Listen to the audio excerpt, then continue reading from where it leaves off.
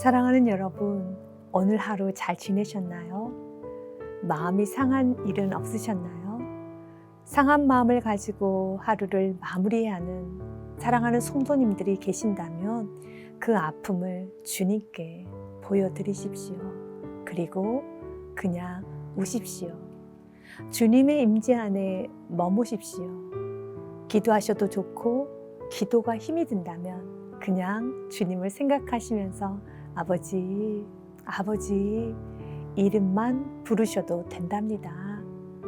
너무 힘이 들 때는 문제를 아뢰는 것조차 힘이 들죠.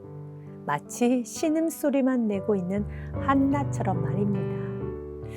한나의 모습을 보고 엘리 제사장은 한나에게 내가 언제까지 취하여 있겠느냐, 포도주를 끊으라 책망을 하였던 것처럼 그의 모습은 술 취한 사람처럼 말도 제대로 하지 못할 정도로 너무 괴로워서 주님 앞에 엎드려 울고 있었지요. 엘리 제사장이 보기에는 술 취한 모습으로 보였지만 하나님은 기도하는 여인으로 보았습니다. 그리고 그 여인의 아픔의 소리를 들으시고 은혜를 베푸셔서 사무엘이란 아들을 허락하셨지요. 사랑하는 여러분, 하나님 앞에서는 괜찮습니다. 믿음 없는 모습 그대로, 두렵고 떨리는 모습 그대로 보여주십시오. 중요한 것은 주님 안에 있어야 하는 것입니다. 주님 안에 머물러 있을 때 하나님께서 마음도 만져주시고 몸도 회복시켜 주시고 실타래처럼 엉클어져 있는 문제 또한도 하나씩 풀어 주신답니다. 믿고 아픔을 주님께 토로해 보십시오. 오늘은 물질로 인하여 아프고 힘든 교우님들에게 말씀을 전하고 싶네요. 여러분은 좀 어떠세요? 물질에 여유가 있으시나요?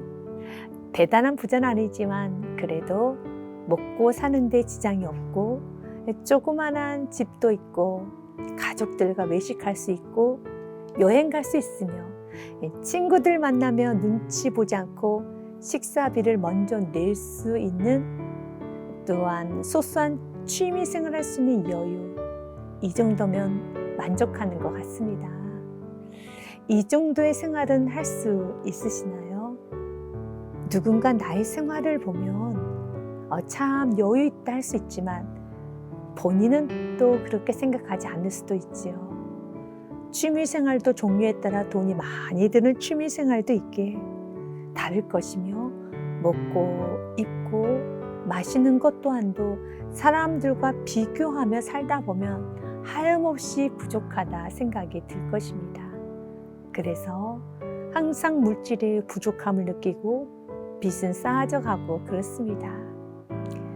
우리는 돈이 강하게 힘을 과시하고 있는 세상 속에서 살고 있습니다. 그래서 돈 때문에 싸우고 배신하는 일이 참으로 많지요. 부모 자식 간의 싸움, 부부 간에, 형제 간에, 동료 간에, 교회 안에서도 싸움의 원인 중 하나는 물질 문제일 것입니다. 물질은 인간의 생활을 풍요롭게도 하지만 반대로 인간을 가장 초라하고 추하게 만들 수 있는 것이 물질이랍니다. 물질의 노예가 되어 있는 사람을 보면 보이는 것이 없을 정도로 상식이 와르르 무너진 행동을 하기도 합니다. 그가 정신을 차리고 난 후에 자신의 삶을 되돌아보면 창피해서 어찌할 바를 모를 것입니다. 태어날 때 알몸으로 태어나는 것처럼 세상을 떠날 때도 빈손 들고 가는 것이 인생인데, 짧은 인생 물질로 인하여 하나님을 저버리고 돈에 매여 살다 가는 인생, 정말 초라한 인생일 것입니다. 성경은 돈을 사랑하면 1만 가지의 죄를 지을 수 있는 뿌리가 되며 신앙을 버리게 한다 말씀하셨습니다. 디모데전서 6장 10절 말씀입니다. 돈을 사랑함이 일만하게 뿌리가 되나니 이것을 탐내는 자들은 미혹을 받아 믿음에서 떠나 많은 근심으로 자기를 찔렀도다. 예수님도 말씀하셨어요. 마태복음 6장 24절 말씀입니다. 한 사람이 두 주인을 섬기지 못할 것이니 혹 이를 미워하고 저를 사랑하거나 혹 이를 중히 여기고 저를 경히 여김이라. 너희가 하나님과 재물을 겸하여 섬기지 못하느니라. 아멘. 그렇습니다. 하나님과 견줄 수 있을 만큼 강력한 힘이 있는 것은 물질입니다. 그래서 우리는 물질에 관하여 가볍게 생각해서는 안 됩니다.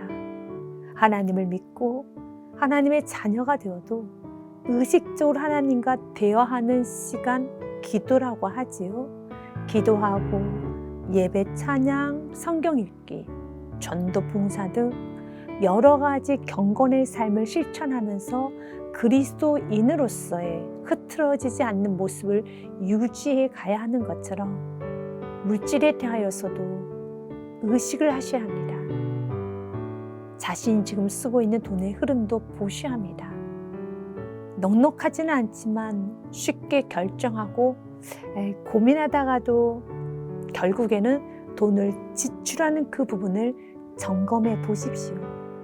내가 사랑하고 매여 있는 것일 수도 있답니다. 그리고 하나님께 드리는 부분에 있어서도 인색하지 않은지 보셔야 합니다. 또한 나는 베풀기를 좋아하는가 아니면 받는 것은 좋아하지만 베푸는 데 있어서는 인색한가, 돈을 움켜쥐려고 하는 경향은 많지 않은가, 정당한 방식으로 돈은 벌고 있는가, 경건의 시간을 가져야 하는 것처럼 물질에 있어서도 매이지 않도록 의식적으로 점검하고 쉽게 매일 수밖에 없는 인간의 연약함이 있음을 인지하고 의도적으로 물질을 내려놓는 연습을 많이 하셔야 자신의 약한 부분을 적극적으로 바꾸셔야 합니다. 베푸는 것에 인색하시는 분은 하루를 점검하면서 오늘 베풀지 않고 하루를 지냈다며 반성하고 베풀려고 노력을 하셔야 합니다. 이렇게 소소한 것부터 실천하기 시작할 때 물질의 여유로움과 동시에 관계가 풍성해지며 하나님께서 공급하여 주십니다. 19세기에 독일의 단마크 돈 불이라는 이야기가 있습니다. 어떤 부유한 가정에 계모로 들어간 연이 있었답니다. 그런데 이 계모가 얼마나 착했는지 전실의 자녀들과 행복하게 살았답니다. 그래서 가정에는 행복의 꽃이 피었어요. 그런데 어느 날 갑자기 아버지가 세상을 떠나게 됩니다. 세상을 떠나자마자 그 화목했던 가정은 전쟁터로 바뀌어지는데요. 그 이유는 재산 상속에 문제가 일어났기 때문에 그렇습니다.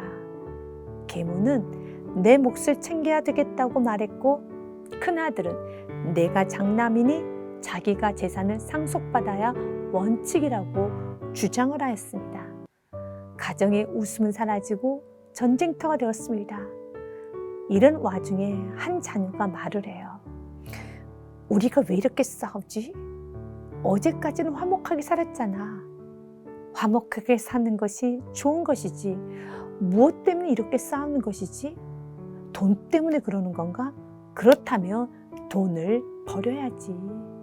그때 한 사람이 말합니다. 그래, 돈을 다 버리자. 그리고 우리가 화목하게 살자. 그들은 금고에 있던 돈을 다 꺼내어서 불을 질러버립니다. 그러니까 딸이 불을 쬐면서 돈 불이 따뜻하다고 말을 합니다. 불을 쬐면서 서로의 얼굴을 보니 얼굴에 웃음이 가득했답니다. 돈을 다 태웠더니 그제야 얼굴에 웃음이 차오르게 되죠. 우리도 그렇습니다. 행복하고 기쁘게 살 수 있는데 혹시 내 안에 물질로 인하여 행복과 기쁨을 빼앗기고 있다며 너무 귀한 것을 빼앗겼음을 기억하고 하나씩 십자가에 못 박고 나아가셨으면 합니다. 그리고 예수님 한 분으로 인하여 만족하고 사는 하나님의 자녀다운 아름다운 삶을 사시기를 주님의 이름으로 축복드립니다. 기도하겠습니다. 사랑의 하나님, 물질로 인하여 마음이 상하고 가정 안에 싸움이 일어났으며 신앙이 흔들거렸습니다. 나의 문제는 물질의 부족함이 아니라 물질에 매여 있었음을 정직하게 고백하오니 주님 용서하여 주옵소서. 물질에 매이지 않겠습니다. 욕심 부리지 않겠습니다. 먼저 감사하고 나누며 살겠습니다. 물질로 불만하고 움켜쥐고 살지 않겠습니다. 하나님께 드려야 하는 물질이 있다면 감사하는 마음으로 드리겠으며 섬겨야 하는 부분에 있어서도 섬기겠습니다. 그리고 헛된 욕심, 허망한 생각을 다 버리고 오늘 하루 감사하며 성실하게 살겠습니다. 주님, 남에게 빌린 돈이 있습니다. 빚이 있습니다. 빚도 성실하게 갚게 하시고 자족하는 은혜 또한 나에게 허락하여 주옵소서. 주님 한 분으로 만족하며 감사하는 삶을 살게 하여 주옵소서. 감사드리며 예수 그리스도의 이름으로 기도합니다.